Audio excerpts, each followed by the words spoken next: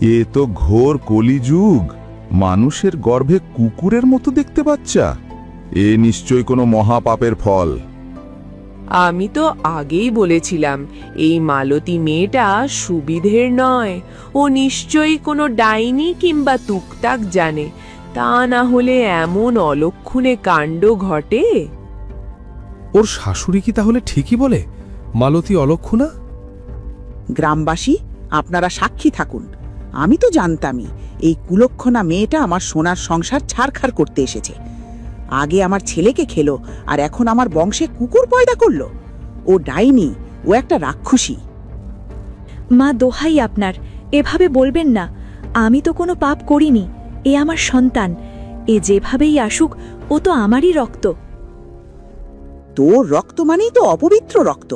ওরে ডাইনি, তুই কোন শয়তানের উপাসনা করিস যে আজ আমাদের মুখ পোড়ালি? এই বাড়িতে তোর আর ঠাঁই নেই। এই কুকুরের বাচ্চাকে নিয়ে তুই এক্ষুনি বিদে হ। ঠিক বলেছেন গিন্নিমা। এমন অলক্ষণী মা আর ছেলেকে গ্রামে রাখলে গ্রামের অমঙ্গল হবে, ফসল হবে না, মহামারী দেখা দেবে। এদের তাড়িয়ে দেওয়াই মঙ্গল। এই শিশুকে নিয়ে আমি কোথায় যাব মা? আমাকে এভাবে তাড়িয়ে দেবেন না। এমন বাচ্চা কেন হলো? এখানে তো আমার কোনো হাত নেই মা। দয়া করুন আমার উপর।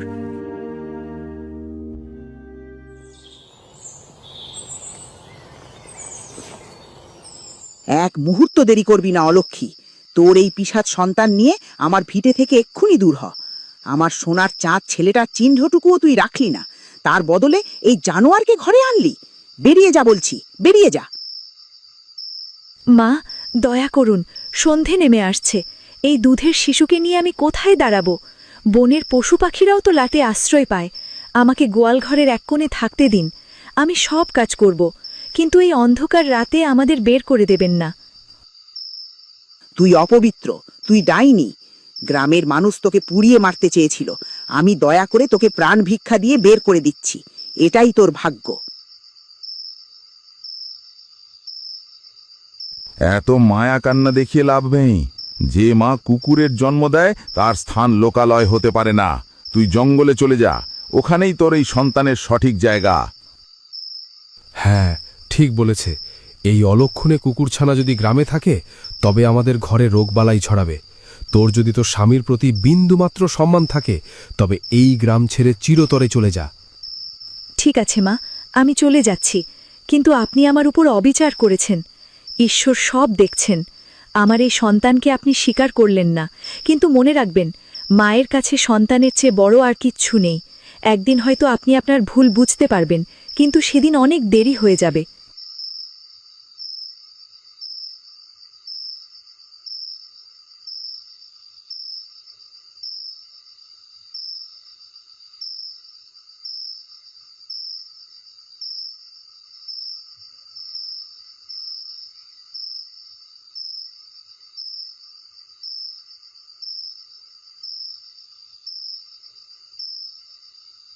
ভয় পাস না বাবা। এই নির্জন বনই এখন আমাদের ঘর। এখানে মানুষ নেই, তাই মানুষের ঘৃণা আর অপমানও নেই। আমি তোকে বুক দিয়ে আগলে রাখব। তুই তো আমারই নারী ছেঁড়া ধন। তুই আমার গোপাল।